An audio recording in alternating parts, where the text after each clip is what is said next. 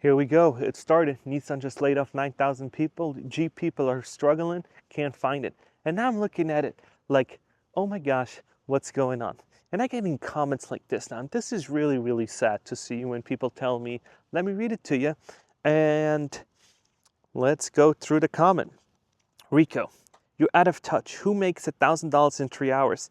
This much be the few rich people left channel information.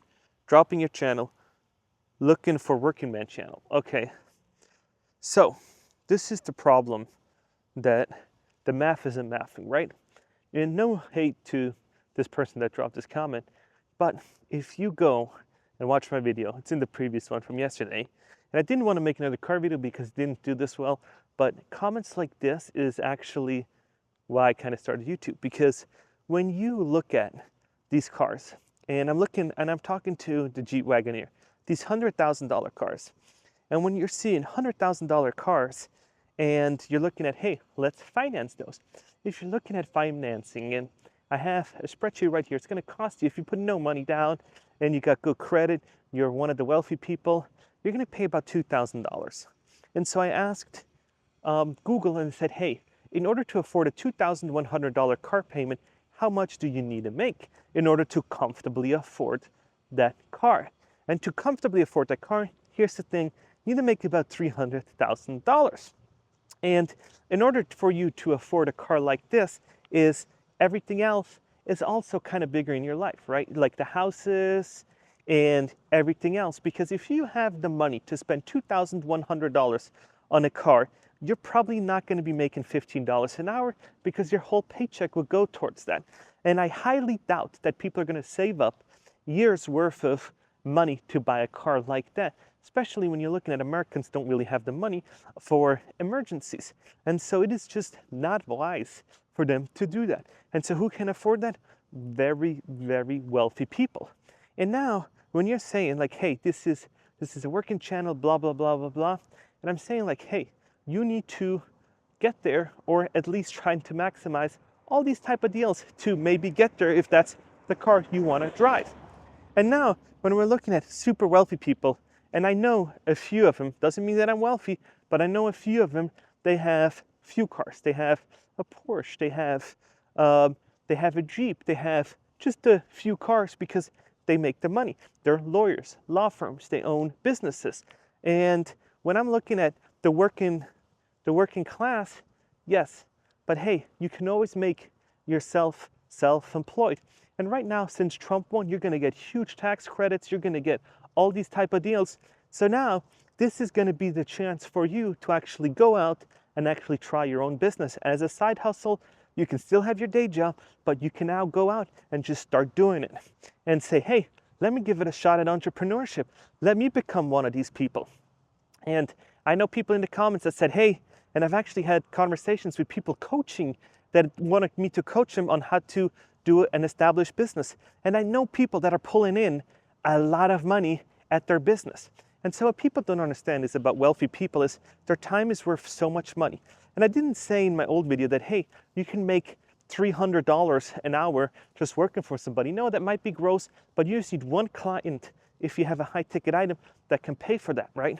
And so if you can go out and you can be doing something, you can be doing solar sales, you can be all these other ones. So your time is better spent actually going out and doing your thing because you can increase the business. You can hire the next person that's going to indirectly make you more than $1,000. And when I see stuff like that, it's like, okay, I'm just trying to explain the concept to you, how you can become wealthy. And I'm not trying to be mean or beating down on you. You just got to leverage your time. You got to leverage your resources so you can then go out and actually do somebody else. And Kevin O'Leary said it really nicely. He said, either you're going to be building your dream or you're going to be helping somebody else build your dream or their dreams, right? So what do you want to be? Do you want to help somebody else build it, or you want to just do the 9 to 5 and just be happy? And there's no shame in both, right? There's no shame in you building your dream or you actually helping somebody else build their dream, because I have employees and they like it. And I'm the one that the name is on the check when I write it because I'm paying them. And so when you're saying stuff like, oh my gosh, this isn't right, or nobody makes that, a lot of people do. So I did the math and I did a little digging. So for the 130 million American households, 1.3 million households actually make more than $800,000, make more than $500,000 here. That can be, they're both lawyers, they're both doctors, they're all these other things. And in order to comfortably afford a $2,000 car, you almost need to be in that tax bracket. Because if you're going to be in the tax bracket, you have a bigger house, maybe you have a boat, maybe you have other things in your life that you want to do, hobbies, expensive stuff.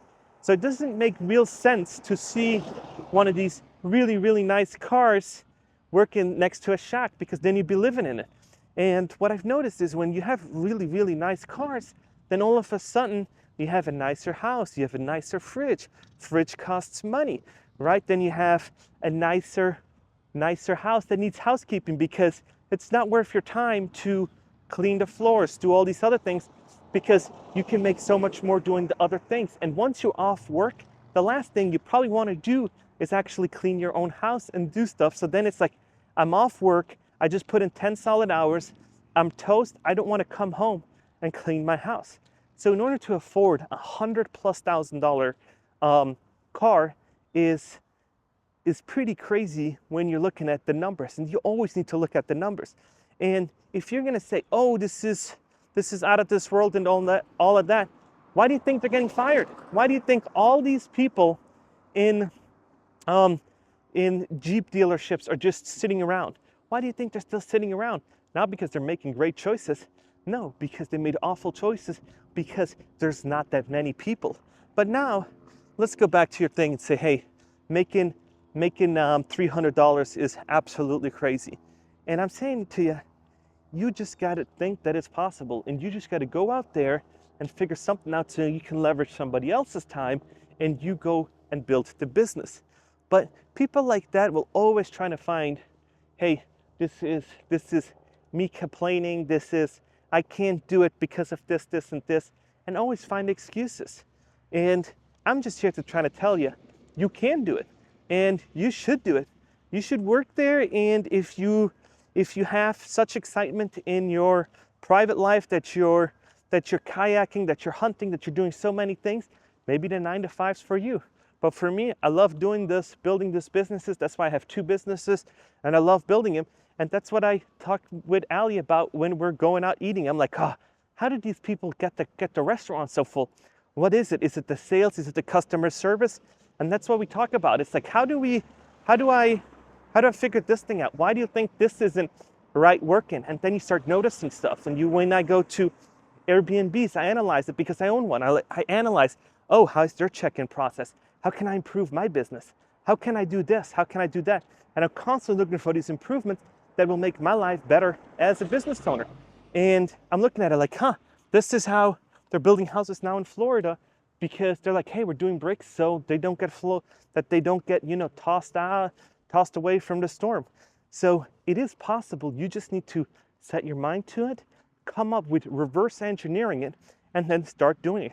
I know a lot of people that own dumpster businesses that are making hundreds of thousands of dollars, that are just renting out dumpsters. They just drop them off, pick them up, haul them to the landfill, and then they charge for it. And they do it with Google ads and all this kind of other things, and have employees. Look at that bin cleaning service that they got going on, where you just take the bins up and you dump them and you're done. They got businesses or trash hauling. Billion-dollar company, I think by now, where they say it's 1-800-GOT-JUNK. Huge company. What's their concept? Hey, we come pick up your junk. Franchise, right? So there are so many people that have done it. And when you're going to say, oh, this isn't a working man's channel, yeah, this is if you want to become wealthy. But if you just want to be doing your thing and just try to do the 9-to-5, that's fine. But I'm telling you, you have the opportunities if you're in the United States. I don't know where this person's from, but if you're in the United States, you got now 4 years, if you like it or not, to build your dream, actually, with tax cuts and all these other things that are going to be coming. Because one thing that Donald Trump does is he always makes sure that his businesses are going to do great. And what is he? He's a businessman. So what is he going to do? Deregulation, tax cuts. He doesn't do it because he likes you. No, he does it to benefit him. So what is that going to do? Oh, tax cuts for everybody. Oh, nice, sweet, right? So you just got to go out there and actually do the thing. And if you're gonna come up with excuses and say, this isn't for me, this isn't for this, and only a few people in the world make $300,000. Well, according to Google, 1.3 million families do it. And I didn't even say above $200,000, $300,000, because then there's even so many more people. And so you just gotta think it's possible and start doing it. You don't need a college degree to make that. You just gotta figure out, how do I solve a problem for these people that I'm gonna help? And the bigger the problem I solve, the more they're gonna pay me. And the ROI is right there. That's why I went into the career coaching field. If I help them find a job and negotiate a way higher salary for them, then all of a sudden my service was for free, and they're saying, yeah, I can see that.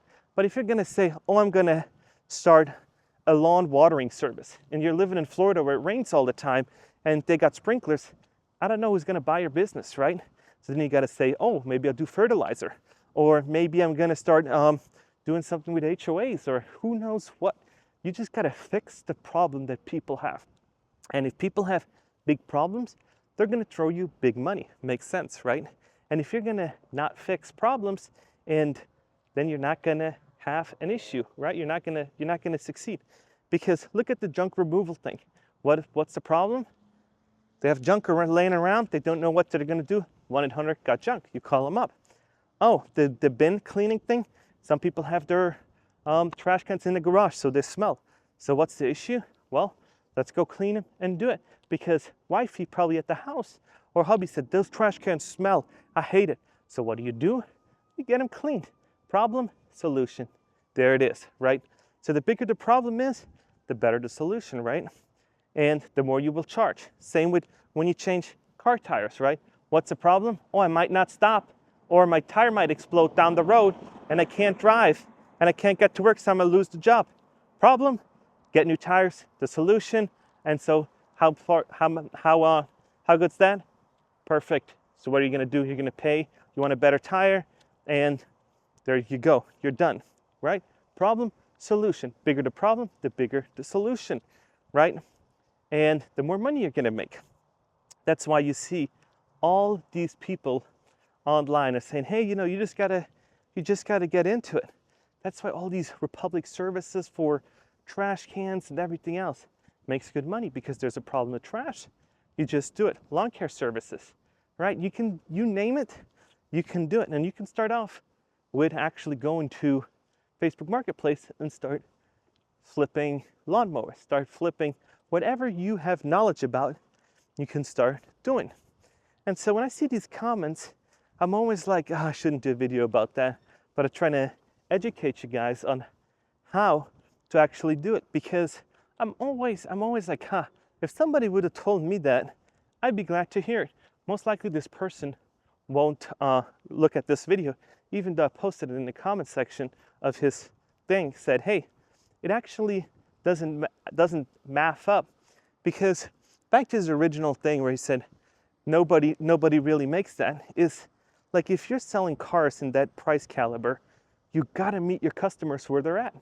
And when you have a $100,000 car sitting in your lot, you just wanna be treated better than when you're buying a $5,000 car, because the income bracket is up there, right? And so if you're making $200,000 plus $300,000, because that's what you do, because you need to then pay insurance on it, you need to pay wear and tear on it, you need to pay your house that it sits in front of, and all that other stuff that's just gonna ring up the tab. And all of a sudden you need to make $200,000, $300,000, $400,000 in order for it to be sense. And I'm not talking about just one person. You might have one car for two people, so then it's $200 each. But all of a sudden it's like, why should I do that, right? Like, why should I say, hey, I'm gonna meet you at the dealership, be pissed for 4 hours, when I can say, send it to me, send me all the paperwork, I'll come pick it up tomorrow, send me all the paperwork, I like how it drives, just send it to me. Because you're gonna start valuing time. And I see this now in my personal life, where I'm trying to grow my 2 businesses, and I get requests on LinkedIn by the day. They say, hey, can you coach me on social media? I had these people. Hey, can you coach me on how to grow or scale my business? And I say, in order for me to do that, is you need to pay me a lot of money to come in and do that. Why? Because I'm actually growing my own business, and you're gonna take away my focus, my energy, my time, and so I'm gonna charge for that. And if you have a big problem, and I see this with other content creators also, that say, hey, can you come in and fix it? And I saw Well and Septic Life, I don't know if you know it, and he said, hey, my people, they're in another company. So Well and Septic Life is this guy that has a well and septic company, right? And somebody said to him, hey, can you come and help me in my business because my business is about to fail? And he said, what are you gonna do? It's like, oh, I'm gonna charge you, you can charge me plus $1,000 a day, food paid, flight paid, everything paid, but I need you to come help me out. And so you gotta start having to pay for knowledge, right? And I'm providing it here for free. But if somebody wanted me to come coach them on anything, I'd have to charge them because you're gonna absorb my focus. And whenever you absorb my focus, I have to then go focus on your thing and not on getting new clients for my own business or making another killer YouTube video, what I actually wanna do, right? Because you're gonna say, hey, Rico, take my problem as your priority. And how do you do that? You gotta pay up because it's gotta be worth my time. And so this was kind of like a smaller like business 101 lesson. I wasn't gonna do another video about cars because it just didn't do that well. But I said, you know what? This has to be said. Then once you sell certain items, you expect a certain amount of customer service. You expect a certain level of expertise, of white glove service. That's why these super wealthy people have certain standards. They want it done certain ways because they have the time that they're focused on. And when you look at Elon Musk, all these companies, laser focused, right? And all of a sudden, when you're looking at other people, they're laser focused. If you have that one friend that's trying to move up in their career, what do? They're focused, they're laser focused and committed. They're not gonna be, hey, it's Tuesday night, let me go and do this. It's like, nah, I gotta do this other stuff. I really wanna network. And you can always see that, who's gonna do it. It's like, almost like in college at the classroom, whoever sits up front who's like really, really paying attention are the ones that are gonna succeed, right? So I hope this helps. This was like more of a, hey, what you're doing, what you're saying is absolutely not true. You gotta do the math. Let me know what you think about all this. But yeah, I appreciate you guys. You guys are amazing. Let me know if this is something that I'm completely off on, and I appreciate you guys.